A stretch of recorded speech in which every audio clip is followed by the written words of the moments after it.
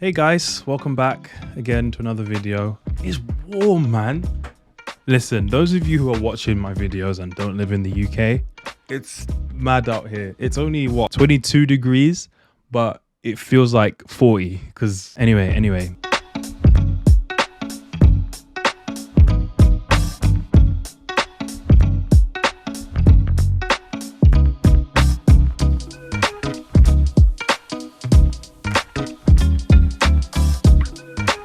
What I wanted to do a couple of videos on was on a little topic that's all to do with software versus hardware. So I have kind of been going through a bit of a mental battle regarding the whole thing because I really want to be able to use gear that works well for me.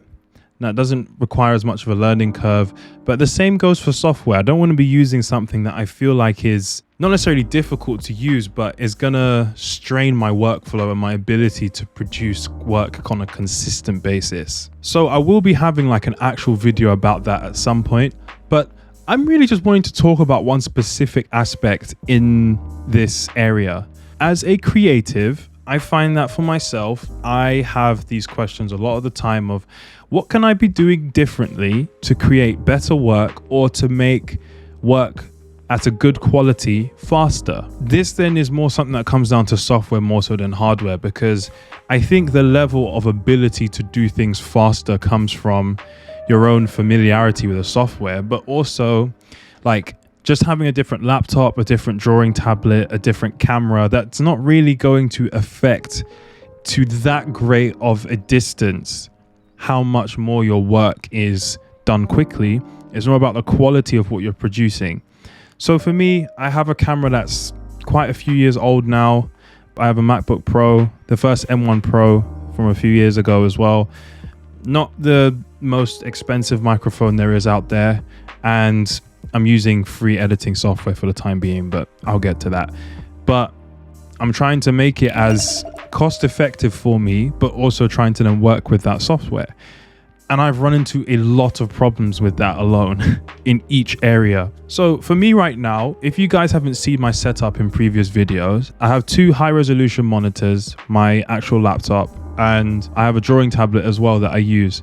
Now, the thing is, because I'm using the M1 Pro and not the M1 Max or the M1 Ultra, I cannot connect 3 external screens at once to my laptop. And that's a little bit frustrating because if I want to draw, I have to disconnect one of the screens, etc., etc. It's long, but thankfully, it's not something that's really affecting my workflow to a massive extent. So I can live with it, but it is frustrating, don't get me wrong.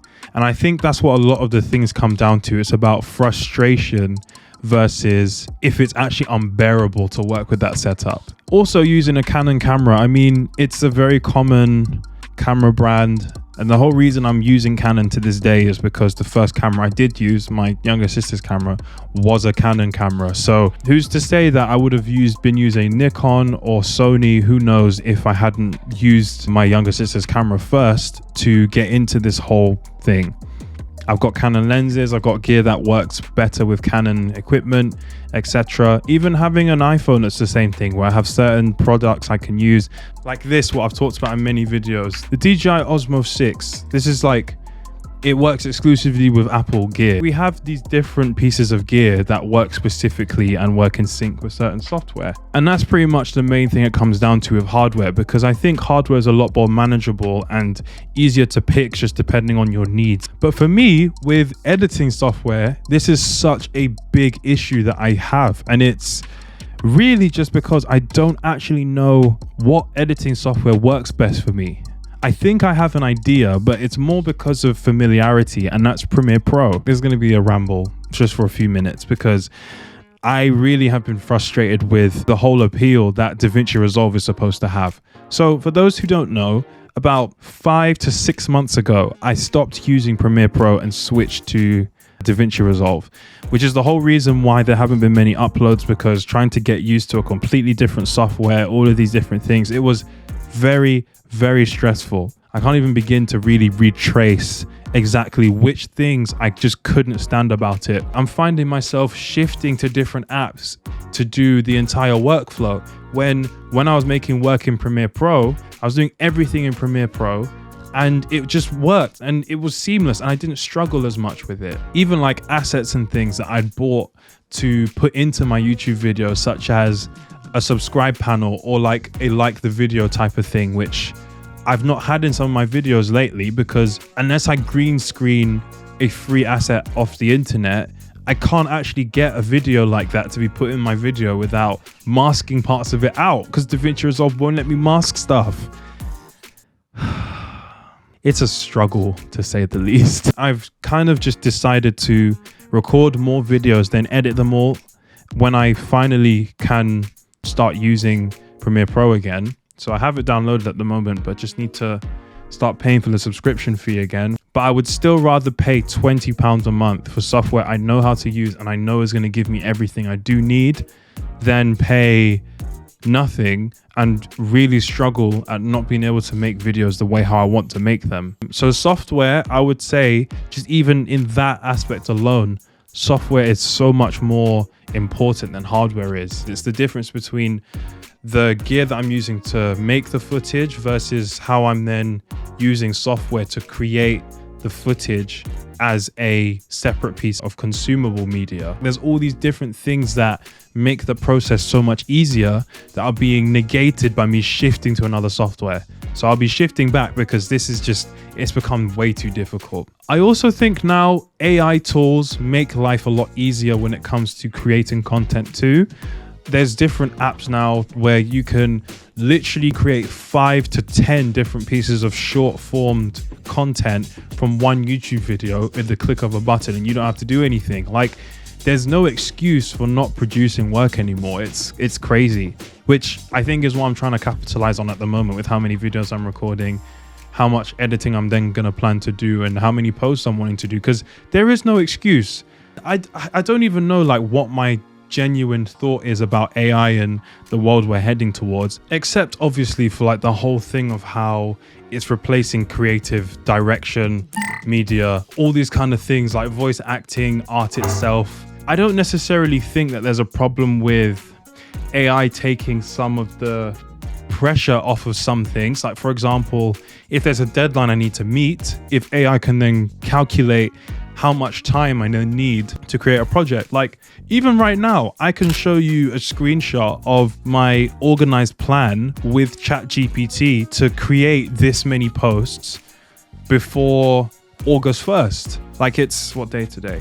It's the 20th of August now, and I plan to have either completely filmed and edited, or at least just filmed and edited half of all the content I'm going to post from August all the way to November. But it's able to create for me a well-organized schedule that allows me to get from point A to point B.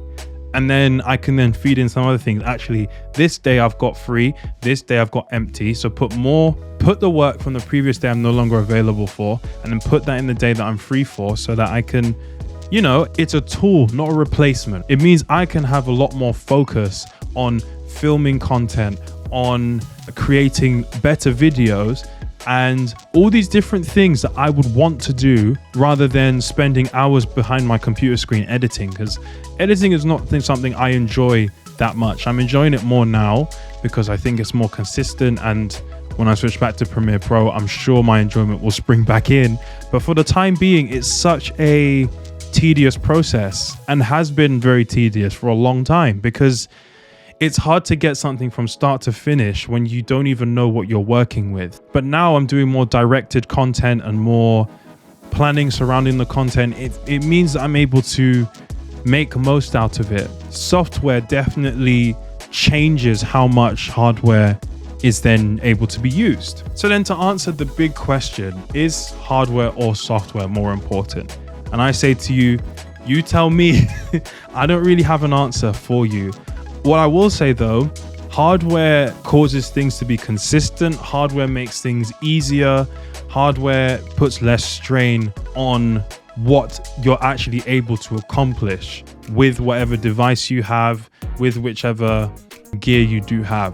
depending on what gear you may or may not have, it can really affect like your ability to create work that's really great or not so great. But that's completely up to how you use your gear in the first place. But software can help in so many different ways. Like I've just said, with things like Adobe Lightroom or Adobe Premiere Pro and different software like CapCut, DaVinci Resolve, Audacity, even Canva, all these different software that you can use to aid your workflow is very important, because you may be able to edit a lot of stuff without software. You can't create anything without hardware. You need something that's going to work for you, and then something that may be able to aid and assist you. But for my own personal workflow, I would probably say that my gear is more important, but my software that I use it, you know, to really just be like what works within a system for me and how I can just keep developing and become a better creator, because that's the goal. It's to get better and to make more progress. And if it's then to create more work consistently and persistently, then the software I choose has to kind of reflect that decision to try and get better and make more progress with my work. I know it's not the same for everybody, because for some different goals, your software doesn't really mean anything. It's a different world for everyone, but for me, I would say they're both equally as important. Anyways, guys, if you've watched the video to the end, thank you so much. Like the video if you like the video, subscribe, comment, share the video, turn on the notification bell if you want to be notified when I post my next video. But anyways, guys, thank you so much for watching, and I'll see you guys in the next video. Take care.